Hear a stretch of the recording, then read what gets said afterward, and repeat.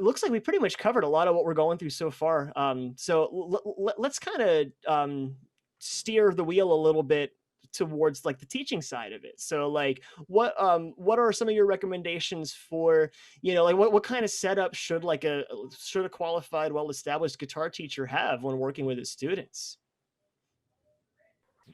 Well, really, Is it it pretty even much boils necessary? down Do to you really need it? as far as pedals and stuff, not really. There's actually some decent little practice amps. Like we had some at Rock and Roll After School that have some onboard effects. And Mhm. as far as as just a lesson here or there to introduce what they are and what they do, that would certainly suffice.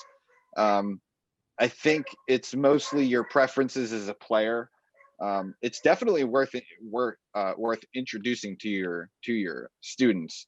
Um, so if I think probably your setup, Danton, it hits all of it, covers all your bases. So the multi effects units are really really great, and they're affordable. Yeah, very cool. So you wouldn't like bother to like, let's say you were like kind of jumping into like a pretty decent teaching position where you had like 10 or 15 students and you had like full say over like the lesson room you have, for instance, just to speak hypothetically. Would you kind of go through the trouble of bringing like your whole pedal board setup and kind of go through that with your students and use all of the different pedals you have built? Or would you kind of bypass all that in favor of let's just kind of plug into something really simple and basic and just focus more on the playing side of it? If I was traveling, probably not every time. My board itself is actually pretty big. If it doesn't, but it doesn't need to be. Like I don't. My board's not full. And they make boards that have cases, pedal trains. They all have cases and stuff. They are really pretty mobile. And if that were the case, and it was a decent size, and it just fit, that and my guitar is all I have to take with me, I would probably take it with me just about every time, because there's endless possibilities with even just 3 or 4 pedals of the different kind of sounds you can come up with. And the creativity that it breeds is like it's invaluable, I think, in the classroom. It hits the fun aspect, and it really makes your students kind of want to come back. Yeah, I would agree with that 100%. That's certainly how I felt as a student when I don't know if either of you guys remember Jesse Cristaldi. I He was my do. guitar teacher. I loved He was my working with guitar him. teacher at Rock and Roll After School. That Yeah, does not awesome, surprise me at awesome all guitar because player. he was on another planet, that dude, with Yeah, his abilities, yeah, just what he can play. And yeah. his output was some of the strongest students that played the best at that school. Really, He had a yeah, lot they of really great did. players. So I'm not surprised Um, that you were in that camp at all. Shout out to Jesse if you're watching this, man. yeah, We yeah. If love you, he's out buddy. there, yeah, man. Yeah. So Um, yeah, so I don't so you guys know. got to like kind of dabble around with some of that stuff in your lessons with him? Yeah, yeah. We talked about it a lot. He's like really the one that kind of got me into the Oh, pedal okay. kind of game. I think I started with a little analog delay pedal, which again, this is only a handful of years ago. It might be 8 years ago. I don't know how old am Yeah. I Not now? a very I long don't know time how long ago. it's been, but um, I mean, it could have very easily been just 20 years ago, given this year has been a decade yeah, in right. its This own year right. has been forever. It that was so anyway. There wasn't that long ago, but now that it's so much, it's so easy to get a unit that even just does a couple different things. Zoom. I had a Zoom little multi effects pedal. I think it was $70 that had a couple different effects. They kind of sounded like trash because Yeah, it was like it's kind of a you get 2000 what you pay for sort of 2008 scenario. era like digital pedal, so it wasn't great. But I mean, if you're It was looking for something to just start with. what do these sounds sound like isolated, because when they're in a mix, it's a little more difficult. Sure. It's a great way to get into it. Yeah. Yeah, very cool. So, and I know something that we want to get into with Russ as well is the how all this kind of translates into a classroom setting. Not like with a private studio, it's you're at the discretion of the teacher and the students in the school that you're working at, if there's a school you're working at. But as far as like the implementation of guitar instruction in a public school setting, like they're really like I don't know this for sure, but just from what limited exposure I've had to public school scenes, there's really no presence of even electric guitar at all, right? It's not even a thing, right? No, What it is happens? very much a thing you don't see at all. And it's kind of a shame because most of the instruction for a guitar usually comes down to classical. I know I've had a few private students who have actually had some classical guitar classes in like the middle school or high school setting.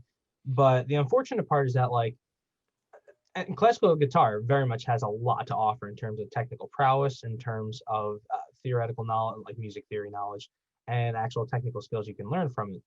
But I'm not sure it always has the fun aspect of playing electric guitar. And I say that with a very large grain of salt attached to it. But basically, myself personally, I would love to see programs, especially at the top end of the elementary or middle school or even high school level programs, where you wind up having like dedicated, programs or classes for teaching guitar. Because a lot of times what happens is that, especially in a public school setting, like let's say you have a middle school or a high school jazz ensemble.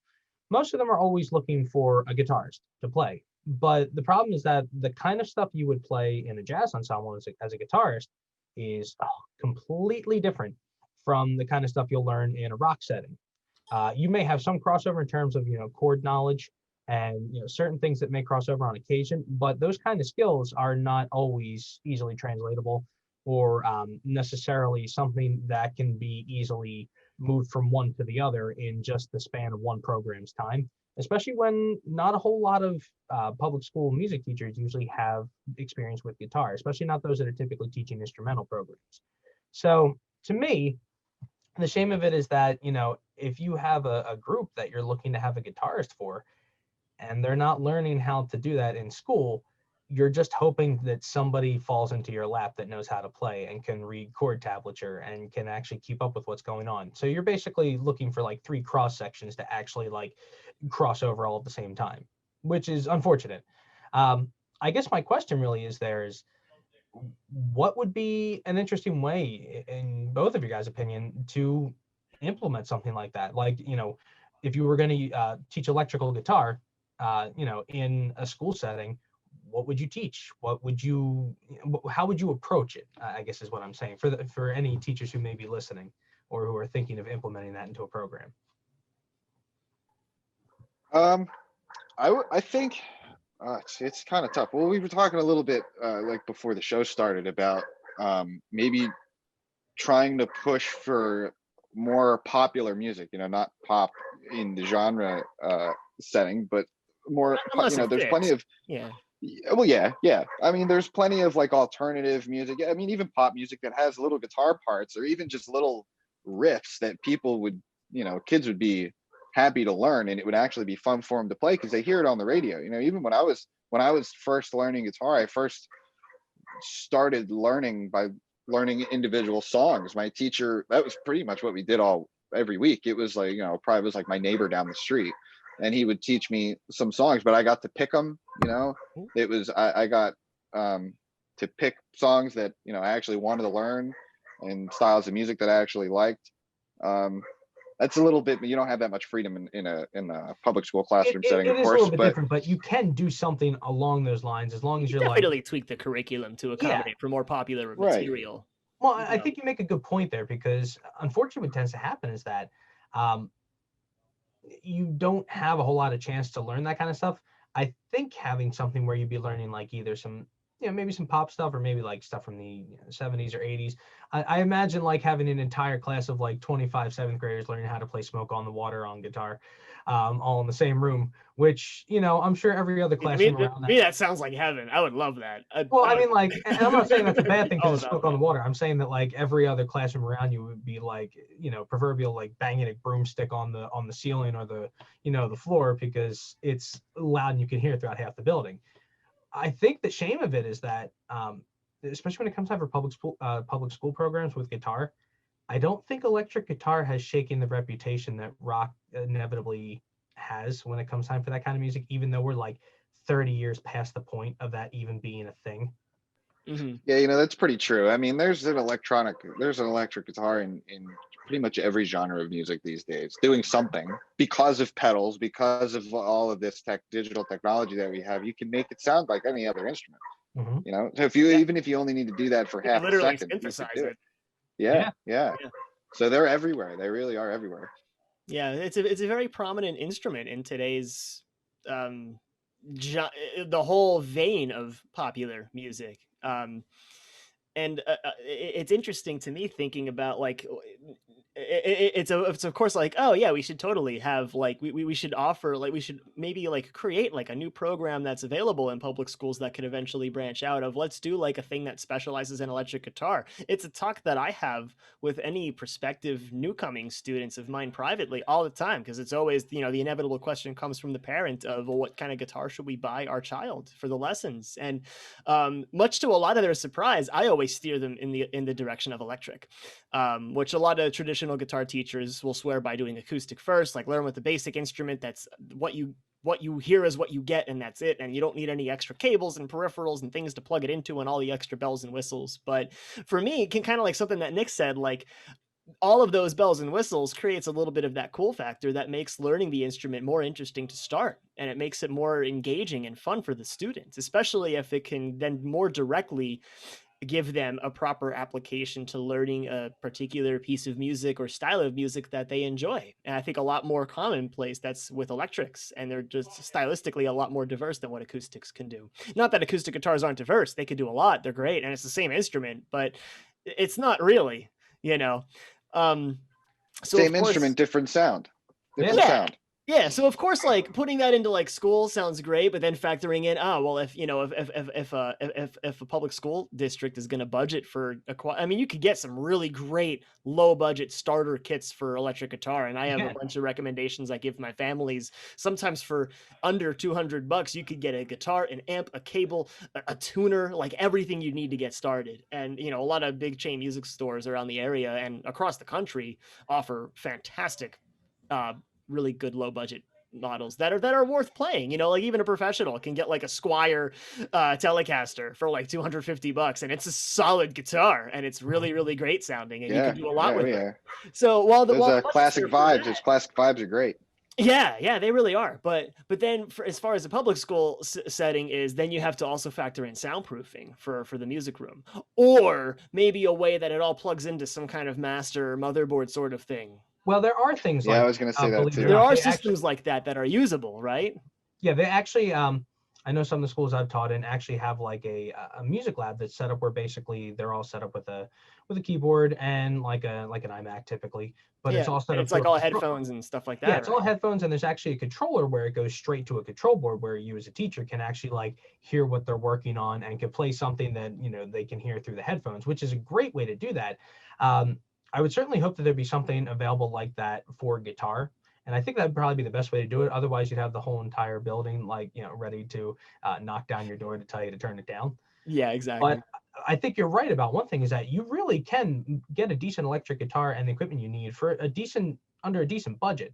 And I think a lot of people tend to think, well, an acoustic guitar, you know, maybe you spend like, you know, $150, $200 on it, and that's it. You don't need to worry about buying an amplifier, and there's less moving parts. But that's how you get a generation of people who want to play Wonderwall all the time.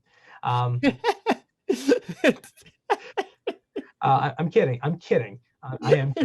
No, you're absolutely right. That's definitely exactly how it happens.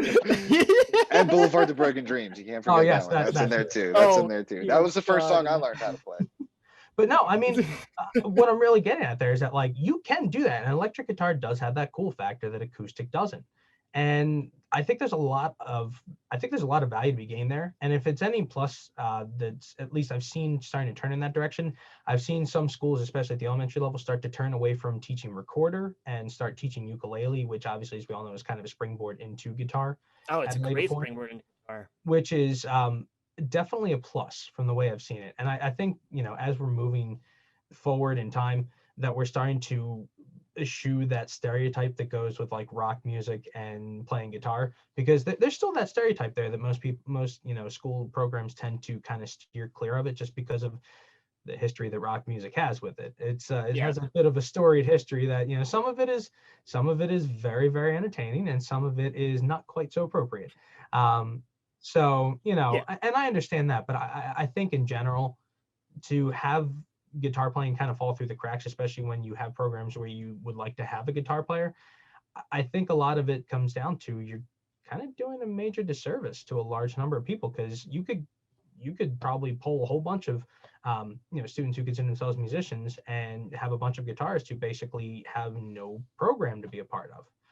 throughout middle school and sometimes in high school too, which is a real That's shame. certainly how I felt, because in middle school and in high school both, there was only one position, and it was jazz guitar in jazz band, and I was like, I was a metalhead, man. I didn't want to do that. As much as I wanted didn't to want to be do a part of playing music, an electric guitar without yeah, I was like, distortion. what is What this? sacrilege I is felt that way. this? I felt that way I don't want to do as a it. drum set player because I'm not allowed to do power chords. No way, dude. I'm just gonna go, play my own thing when start. And how many high school kids like you, Nick, just go off and like make their own That's band exactly and what say, it "Well, I'm was. not And gonna then get this luckily I had rock education and or roll this after outlet school. anywhere Yeah, else." I've had rock and roll after Yeah, school. you just stuck doing it well, I mean yourself. Yeah. And then you're at the mercy of, if you're lucky enough to have like a local private school Yeah, that that offers was something like yeah. that, then great. If not, you're Yeah. up the Yeah. creek. I mean, I know I felt You're that. really at the I felt mercy that of. way as a drum set player Yeah.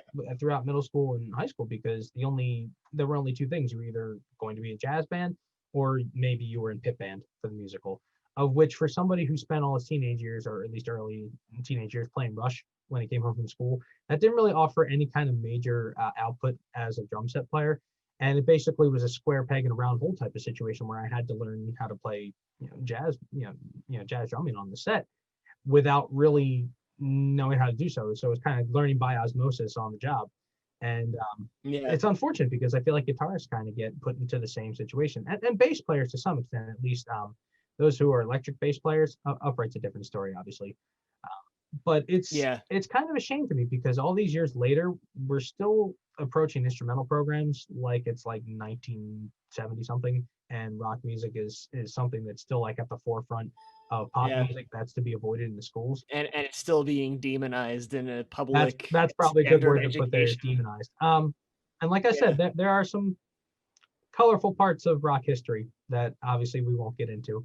But there's no reason, right, which you naturally wouldn't want to Exactly. implement into your public school Exactly, but there's no reason but the instrument itself can't be taught, and I think it'd be a lot of fun for a lot of students. I think it would definitely add something. You'd have a lot more guitar players. That's never a bad thing, I think. No, it really isn't. So, and with that, since we're kind of getting on the box here a little bit, we could get into our final segment of Good Gripes, where we tend to talk about particular scenarios or experiences in the education or overall music world that kind of just make us tick a little bit. Things that we can that we would definitely love to take a stand on and change. Maybe at least, if not directly implement the change, possibly maybe we can inspire the implementation of said change. So Nick, if you could change one thing about, even like whether that be your middle school, high school guitar learning experience, or something in your private lessons, or what's something, if you could do it all again, that you would do differently? I think the public school curriculum actually is kind of a good place to start. Like you're right, Russ. I do feel like it's kind of approached like it's 1970 or whatever, and it's all, whether you're playing all this classic music, which is great. That stuff is timeless, and it's technical to play. Like you're going to be a good musician if you can play that kind of stuff. It's not easy, but there's no reason that you can't have like a school sponsored like pop band that would put on a winter showcase, just like anything else. It's got to be school appropriate, but that, why can't that happen? Here's the one thing I can say, and I don't mean to interrupt you, but luckily, and I've talked about my home district quite a few times before, but in recent years, we actually have a music tech program that also does something to that extent, but it's very dependent on the instrumentation of who actually joins the program. But I'm really glad to see something like that happens. But again, it only happens at the high school level. And it's usually for those who are like, sophomores through seniors. So at the middle school level, there's still that absence. Yeah. I mean, I love the idea of implementing the ukulele too at a really early level. I think that's, that can spark quite a bit of interest in some younger minds. And I think it's a little bit less annoying than a recorder at home. No, we won't talk about recorders. I think Rose might agree with you on that. We won't talk about recorders too much. I want to save that for a special episode. Okay, all right. I feel like it gets mentioned every week at this point. We keep talking about Recorder and how much Russ hates it. I love It's this just so much. I'm not even gonna go into it. I don't want to because that, Yeah, well, that's a whole other elephant in a whole other room. So we'll circle back to that some other day. But um um yeah, Nick, did you have any other thoughts about something you'd want to like change, something you'd want to see different, maybe for the next generation of guitar players? Um, stick. I know gear is cool, but you got to learn how to play. I mean, that's a meme on the internet too. I have all kinds of like, pedal, Instagram accounts and everything. And it's like, I have all these pedals. I got to figure out how to actually play this guitar now. I can make all these fun noises, but you still got to be able to play. So practice, but there is no substitute for practice. That's for sure. Oh yeah, as a teacher, I could agree with that 100%. So Yeah, but I yeah, will say too. I mean, like having a pedal board and being able to make those other sounds, like it for me in particular, it really makes me want to go pick up the instrument. You know, and I definitely don't get bored because there's just endless possibility. If I get bored of a sound, I can make a different sound, and I can and that play gives you a something lot more else. mileage out of a practice session, right? You play the same idea 5 or 6 Yeah, times through a different set of pedal yeah, settings, and like, how yep, does it sound yep. if I tweak this and change that and hit this switch and then do that and then play all the it's stuff? being It's a something kid in a I candy shop. literally when I'm Yeah. practicing, I do that just with pickups. Like let me do this whole section several times in the bridge pickup position, I and do let me that change with it out of my keyboards. neck pickup, and and do the same exact thing, and for me it then in turn gets a lot more additional repetitions of your pieces as you're playing, and that the more you play, the better you can only get, right? Especially if you're focused when you're practicing. And I think Yeah. by using a pretty sophisticated pedal setup, whether you have a really nice multi effect or you have a nice little board of 3 or 4 pedals that you could use, then that also then you're getting immediately that sound feedback, and that's further feeding into itself this nice snowball of now you're listening really intently on what you're doing. um and even if it's just by turning one pedal on or off and then hearing how that changes the sound, then you're playing the idea again, and you could only get better the more you do that. And then that further, again, it just encapsulates upon itself and builds you into this really, really proficient guitar player that has a really good sense of who he is and what he sounds like and what he can do and what he wants. And then you start setting your own goals for the future. I mean, it's something that happens, it's been happening to me a lot since I started doing my streams and picking up a lot more of my practice time in this whole pandemic thing. It's like, well, I'm sitting around, might as well practice and work towards something. And now it's, and the more you play, the more you start building these goals for yourself. And I think that's really great for any aspiring player. So, if it inspires one of you out there to go buy a pedal and start experimenting and, get a little more into guitar, great. If not, maybe it's, if nothing else, a useful set of information for you to use in your own teaching situation. If you're kind of looking to get into guitar teaching, if it's something that you're kind of scared of because there's all these different sorts of, technical things and possible combinations, and it can be very overwhelming. So hopefully, our little talk here with Nick has cleared the air a little bit with what some of the stuff is and how it all works, and gives you some things to go check out and explore. I guess like I can really quick, before we start wrapping things up here, a good gripe of mine with this whole teaching guitar in like the school settings thing is, I don't feel like that there's a lot of instructional time that's delegated to the proper handling of the stuff, like how to properly plug your stuff into the amp and with the pedals, and like how to set your volume knob and EQ in your different settings so that you're not creating these crazy sounds and overfeeding the amp, and and damaging pedals and damaging equipment. I mean, it's something that we struggled with at Rock and Roll After School all the time. How many times us teachers were constantly on kids' cases for like, don't unplug it while it's on, and like like basic, just proper safe handling of the equipment to help preserve it. And I feel like that can be a great topic of content for an educator out there. Like, why not delegate like a semester to proper amp setups and equalization and showing kids how that changes the sound? I mean, it's something I started doing a lot more in my teaching privately, and I mean, I hope that it's come off as something that's really interesting for the kids, but I like always taken like like the first couple of weeks of like, let's go through all the steps and talk about how this sounds in the amp, because I do mainly electric is primarily when I teach. So yeah, like let's do everything with the treble all the way down just to see what it sounds like, just to see what that treble knob really does. And I feel that not enough teachers out there do that, and I would like to see that change. And especially, if it means that, more amps that are sitting in broom closets somewhere are getting an extra couple years of mileage out of them, then great. My life's work is done. That's what I would like to see change. So I It's guess. great that you do that, Danton, with Well, thank you. like turning down individual knobs, and then like let's actually go through and play something, as Yeah, even opposed to if you're like never going to use it that way, let's just sit to in hear. front of the amp. Let's sit in front of the amp and like we're gonna tinker with knobs and play a couple things here and there. It's like, let's do this, play a whole section, 5 minutes, we'll play like that, and then we'll change it back. Yeah. Because I feel like sitting down, like even sitting down with a student with a pedal board, it's like if there's not a basic, love for the instrument and a real like desire to play, the interest in It's gonna this roll over extra their stuff, head. it's Yeah. not going to be there. Yeah, it's not going to be there. But that's a great way to like to just kind of sprinkle it in here and there. And you Yeah. can really, it's like ear training too. You can really hear what is treble, what is the high end when people say high end, or the mids, like what actually is that? Yeah, and then you're starting to plant the seeds for good producers and mixers out there, ideally, in a perfect world where that kind of, where you have a student. Well-rounded musicians. Yeah, and I think it's a whole dimension of being a musician that just doesn't get taught in lessons. Which of course, because there's nothing that takes precedence over playing, like learning to play. Like let's learn our scales and chords and techniques and work on our songs, especially if it's performance oriented. Like, oh, we got a showcase coming up, we got to get ready for it. It's hard to take time away from that to focus on the basics of setting up your sound. But I feel like if you're not doing that, you're kind of depriving a student of such an important part of it. So I'm glad you agree. That makes me feel good.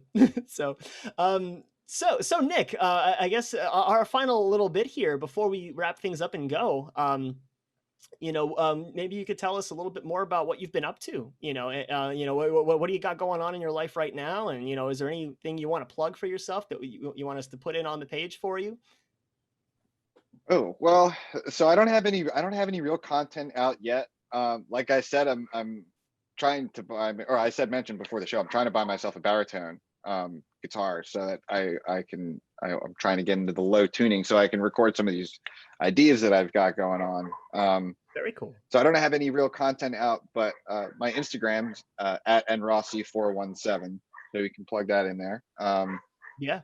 I am hoping to start putting out content soon. Mostly like I play mostly like prog metal, kind of heavy complex riffage. That's what I've been into, and big ambient sounds too. I kind of like with the reverb and the delay. Okay.